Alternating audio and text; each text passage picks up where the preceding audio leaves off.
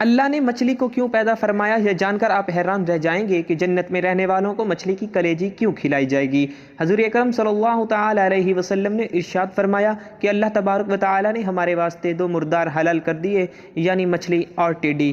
بسم اللہ الرحمن الرحیم۔ ناظرین محترم، مچھلی پانی میں پیدا ہونے والا مشہور جانور ہے اور اس کی بہت ساری اقسام ہیں اور ہر قسم کا علیحدہ علیحدہ نام ہے، جس طرح کہ حدیث شریف میں آتا ہے کہ حضور اکرم صلی اللہ تعالی علیہ وسلم نے ارشاد فرمایا کہ اللہ تبارک و تعالی نے اپنی مخلوق کے 1000 گروہ بنائے ہیں، جن میں سے 600 پانی میں اور 400 خشکی میں بسائے ہیں۔ مچھلی کی ایک قسم اتنی بڑی بھی ہے کہ انسان کی نگاہ اس کی ابتدا اور انتہا کو نہیں دیکھ سکتی، اور اس قدر چھوٹی بھی ہے کہ نگاہ ان کے اوراق سے قاصر ہے۔ اور مچھلیاں پانی میں اس طرح سانس لیتی ہیں جس طرح کہ انسان اور خشکی کے دوسرے جانور ہوا میں سانس لیتے ہیں، اور مچھلی زندہ رہنے کے لیے ہوا سے بے پرواہ ہے، یعنی کہ اس کو ہوا کی کوئی ضرورت نہیں ہوتی، لیکن انسان اور حیوانات کے لیے ہوا ضروری ہے۔ اور مچھلی اللہ تبارک و تعالی کی تسبیح پانی کے اندر کرتی ہے، پانی کے اوپر نہیں کرتی۔ خشکی کی ہوا جس پر کہ پرندوں کی زندگی کا انحصار ہے، اگر 1 گھنٹہ بھی مچھلی پر مسلط کر دی جائے تو یہ جان سے چلی جاتی ہے۔ ناظرین، ماہرین حیوانات کا کہنا ہے کہ مچھلی کا معدہ اس کے منہ کے قریب ہونے کی وجہ سے سرد مزاج ہوتا ہے، یہی وجہ ہے کہ وہ بہت کھاتی ہے۔ مچھلی کی گردن نہیں ہوتی اور اس کے شکم میں ہوا بالکل داخل نہیں ہوتی اور نہ وہ بولتی ہے۔ بعض لوگ کہتے ہیں کہ مچھلی کے پھیپھڑے نہیں ہوتے۔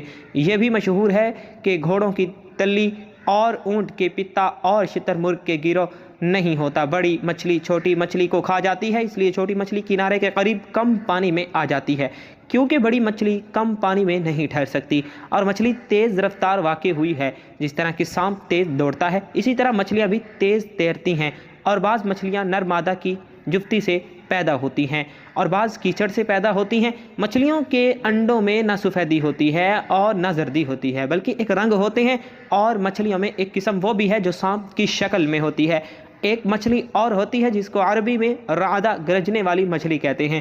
یہ ایک چھوٹی مچھلی ہوتی ہے، مگر اس کی خاصیت یہ ہے کہ جب یہ جال میں پھنس جاتی ہے تو جال اگر شکاری کے ہاتھ میں ہوتا ہے تو اس کا ہاتھ کانپنے لگتا ہے۔ شکاری چونکہ اس سے واقف ہوتا ہے تو جب کبھی وہ مچھلی جال میں آ جاتی ہے تو اس کی رسی کو کسی درخت سے باندھ دیتے ہیں جب تک کہ وہ مر نہیں جاتی، رسی کو نہیں کھولتے، اس لیے اس کے مرنے کے بعد اس کی یہ خاصیت زائل ہو جاتی ہے۔ ناظرین گرامی، سائنسدان مچھلیوں کی اب تک 21,000 سے زائد اقسام دریافت کر چکے ہیں۔ ایک تحقیق کے مطابق مچھلی محض غذا نہیں بلکہ کئی امراض کا بہترین علاج بھی ہے۔ خاص طور پر روغنی مچھلیاں دوائی اثرات رکھتی ہیں۔ ان کے کھانے سے ایسے کئی امراض سے جن کا جسم کی مدافعتی نظام سے گہرا تعلق ہوتا ہے، بچاؤ بہت ہی آسان ہو جاتا ہے۔ مچھلی میں جو روغنی تیزاب پائے جاتے ہیں وہ اومیگا 3 کہلاتے ہیں۔ یہ تیزاب جسم میں ایسے ہارمونی اجزاء کی تیاری روک دیتے ہیں جو ہر قسم کے امراض ان میں اضافے اور شدت کا سبب ہوتے ہیں۔ مچھلی کی روغنیات کی اہمیت اور افادیت کا احساس تقریباً 70 برس قبل ہوا تھا۔ اس وقت یہ بات زیر غور آئی تھی کہ دنیا کے انسانوں کے لیے چربی مضر صحت ثابت ہوتی ہے، تو آخر بعض قومیں بے حساب چربی کھا کر امراض سے کیوں محفوظ رہتے ہیں؟ وہ قلب کی کسی بھی تکلیف میں مبتلا نہیں ہوتے، حالانکہ وہ بکثرت مچھلی کی چربی اور اس کا گوشت کھاتے ہیں، اور اس کے باوجود ان کے خون میں کولیسٹرول کی سطح نارمل ہوتی ہے۔ اس کی اصل وجہ یہ ہے کہ سکیموں روزانہ جو سمندری غذائیں کھاتے ہیں وہ تمام کی تمام اومیگا 3 روغنی تیزابوں پر مشتمل ہوتی ہیں۔ ساحلی علاقوں میں رہنے والے افراد امراض قلب کا کم شکار ہوتے ہیں، اس لیے کہ وہ مچھلی زیادہ کھاتے ہیں۔ مچھلی کم مقدار میں بھی قلب کی محافظ ہوتی ہے۔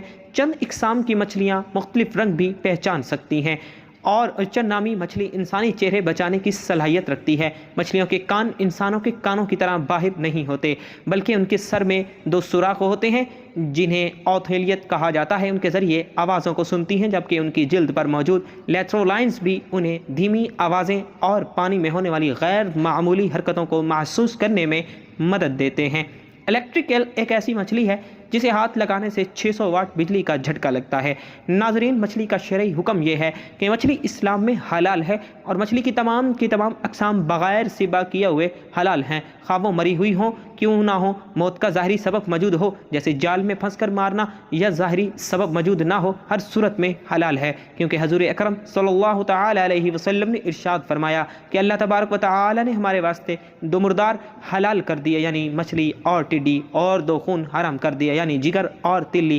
ناظرین محترم، مسلم شریف کی ایک روایت ہے کہ حضور نبی کریم صلی اللہ تعالی علیہ وسلم سے ایک یہودی نے سوال کیا کہ جنتیوں کو جنت میں سب سے پہلے کیا کھانے کو ملے گا؟ تو حضور اکرم صلی اللہ تعالی علیہ وآلہ وسلم نے ارشاد فرمایا مچھلی کے کلیجے کا ٹکڑا۔ ناظرین محترم، مچھلی کی تخلیق کے حوالے سے امام حاکم نے حضرت ابن عباس رضی اللہ تعالی عنہ سے ایک روایت نقل کی ہے۔ انہوں نے فرمایا کہ اللہ تبارک و تعالی نے سب سے پہلے قلم کو پیدا فرمایا، پھر اس سے کہا لکھ۔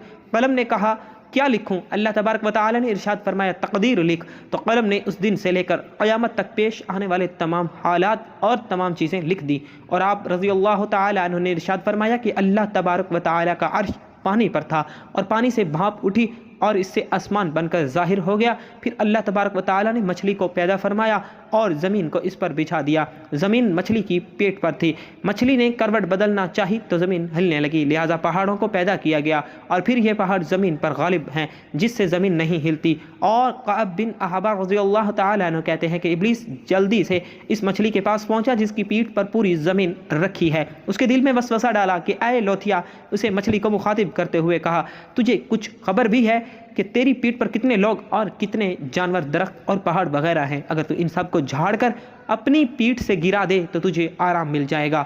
تو لوتھیا نے جیسے ہی یہ ارادہ کیا، اللہ تبارک و تعالی نے اسی وقت اس کے پاس ایک کیڑا بھیج دیا جو اس کی ناک میں داخل ہو کر اس کے دماغ تک پہنچ گیا۔ مچھلی اس کی شدت تکلیف سے اللہ تبارک و تعالی سے گریہ زاری کرنے لگی۔ اللہ تبارک و تعالی نے اس کیڑے کو نکال دیا۔ حضرت کعب کہتے ہیں کہ اس ذات کی قسم جس کے قبضہ قدرت میں میری جان ہے، وہ مچھلی اس کیڑے کو اور وہ کیڑا اس مچھلی کو برابر دیکھتے رہے۔ اگر مچھلی پھر اس حرکت کا ارادہ کرے تو پھر کیڑا اسی طرح اس کے دماغ میں داخل ہو جائے گا جیسے کہ پہلے داخل ہوا تھا۔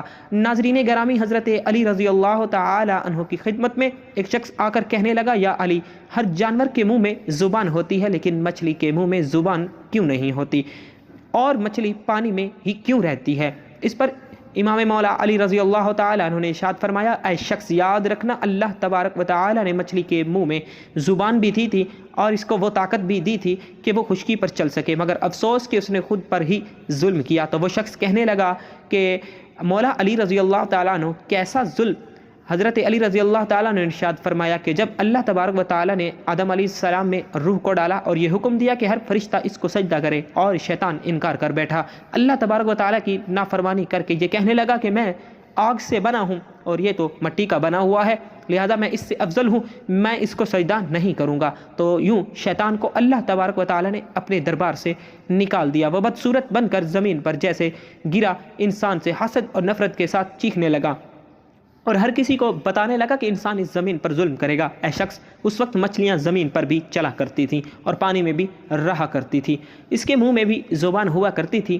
شیطان نے سب سے پہلے مچھلیوں کو بھٹکایا اور یہ کہا کہ انسان جب زمین پر آئے گا تو وہ تمہیں زندہ اپنے خنجر سے کاٹے گا اپنا پیٹ بھرنے کے لیے۔ مچھلی نے جب یہ سنا تو وہ سمندر میں ہر ایک آبی مخلوق کو انسان کے خلاف کرنے لگی۔ تو یوں اللہ تبارک و تعالی نے مچھلی کے منہ سے زبان کو غائب کر کے اس کی جگہ وبال پیدا کر دیا اور یہ حکم نافذ کیا کہ کوئی بھی انسان تمہیں زندہ نہیں کاٹے گا۔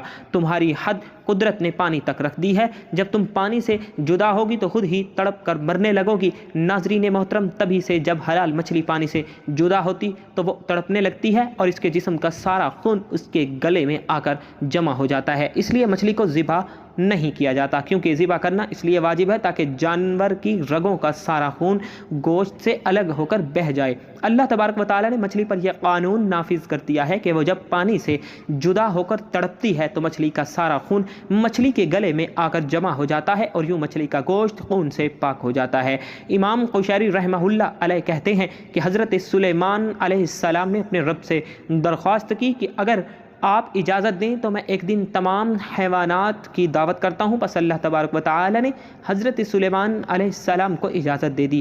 پس حضرت سلیمان علیہ السلام نے ایک طویل عرصہ تک دعوت کا سامان جمع کیا۔ پس اللہ تبارک و تعالی نے سمندر سے صرف ایک مچھلی دعوت کھانے کے لیے بھیجی۔